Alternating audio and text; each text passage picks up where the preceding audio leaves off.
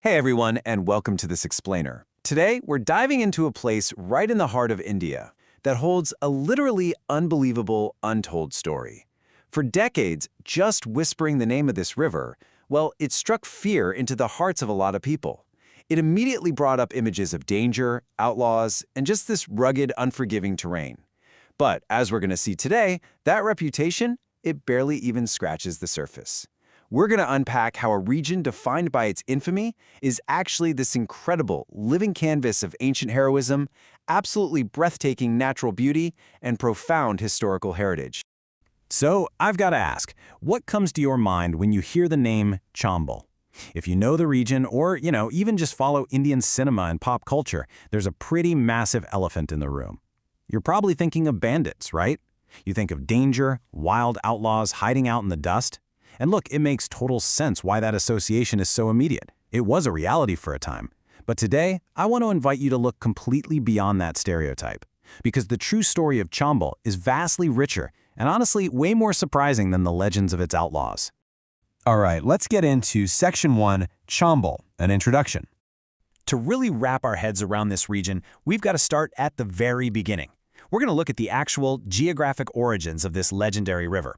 So, the story of CHAMBAL physically kicks off high up in the Janapaf Mountains of Madhya Pradesh, and from that origin point, the river doesn't just stay put. No, it embarks on this massive journey, carving a vast path right through the heart of the country. It flows continuously through three major Indian states, Madhya Pradesh, Rajasthan, and Uttar Pradesh. It basically acts as a vital geographic artery, connecting these massive regions before it eventually merges into the larger river systems of India. Now, as this river flowed over thousands and thousands of years, it didn't just passively wash over the earth, it aggressively shaped it. The relentless flow of water over time carved out these dramatic, plunging valleys known locally as the Bahad, or the deep ravines. These ravines are absolutely the defining physical characteristic of the CHAMBAL region. It's a rugged, almost maze-like landscape. And as we're going to see, this highly specific, incredibly formidable terrain physically sets the stage for absolutely everything that happens next in the region's history. Moving right along to Section 2, History and Powerful Rulers. Before the ravines became known for their danger, they were actually known for their majesty. Let's rewind the clock a bit and uncover the forgotten ancient empires that once proudly ruled this area.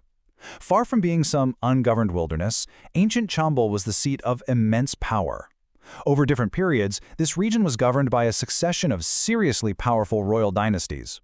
We're talking about the Gujara Pratiras, the Chauhans, the Tomars, and later on, various formidable Rajput rulers. These were vast empires that completely shaped the culture, the architecture, and the military history of ancient India. To give you a really specific sense of this greatness, we just have to look at Raja Man Singh Tomar. He ruled from nearby Gwalior and is remembered as one of the region's most famous leaders. And he wasn't just a military guy. He was celebrated for his immense bravery, his incredibly strong administration, and crucially, his deep patronage of the arts. I mean, this completely shatters the modern stereotype, doesn't it? Historically, this area wasn't a lawless wasteland. Under leaders like Raja Man Singh Tomar, it was a thriving center of high culture, strong governance, and immense courage. Which brings us to Section 3, Ravines and the Dacoit Era. So, how exactly does a center of royal administration turn into an infamous land of outlaws? Well, it wasn't random. It was kind of a perfect storm of two major factors. On one hand, you have the geographic reality. Those massive, maze-like ravines we talked about, they provided the ultimate safe shelter. They were nearly impossible for traditional law enforcement to navigate.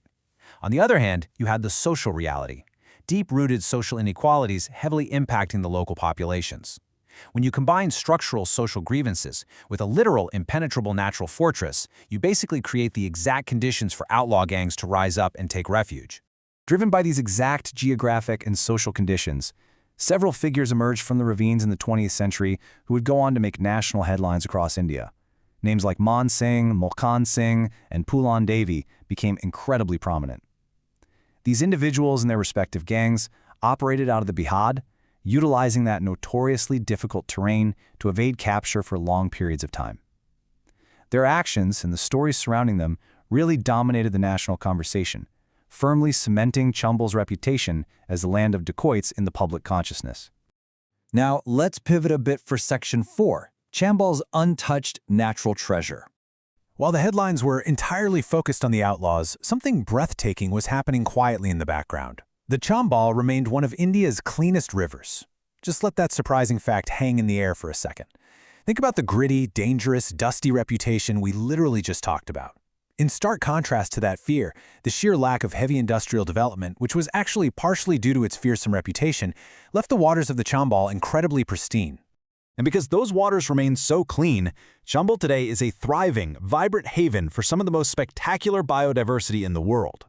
We are looking at a pristine ecosystem that serves as home to the critically rare gharial crocodiles. It's a sanctuary for the beautiful Ganges dolphins, various species of turtles, and hundreds, literally hundreds of different species of migratory birds that flock to these waters. It is this untouched natural treasure that managed to survive, completely hidden right behind the region's fearsome reputation. And that leads us right into Section 5, today's new CHAMBAL.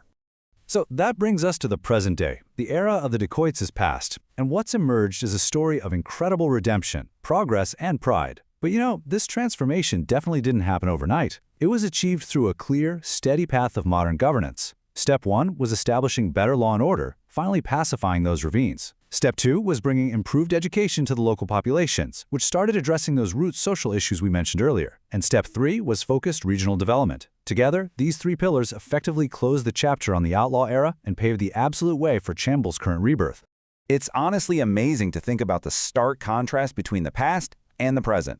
In the past, the core identity of CHAMBAL was fear. It was synonymous only with stories of dacoits. But look at it now. Today, people don't go to CHAMBAL to hear outlaw tales. They travel there to witness its stunning natural beauty. They're going on river safaris to spot dolphins and gharials, and they're exploring the magnificent historical forts left behind by ancient rulers. It is completely transformed into a thriving hub of heritage and ecotourism. Which brings us to our final takeaway. CHAMBAL is not just a story of rugged ravines or a dark past. It's a living, breathing saga of struggle and transformation. It's a land that successfully emerged from fear to forge a completely new, proud identity. CHAMBAL, where history, nature, and courage flow together. As this previously feared region continues to open up to the rest of the world, it kind of begs the question, how many other infamous places out there are hiding incredible beauty and heritage just waiting to be rediscovered? Will you be among the first to witness India's untamed frontier for yourself? Thanks so much for joining me on this Explainer. I'll catch you next time.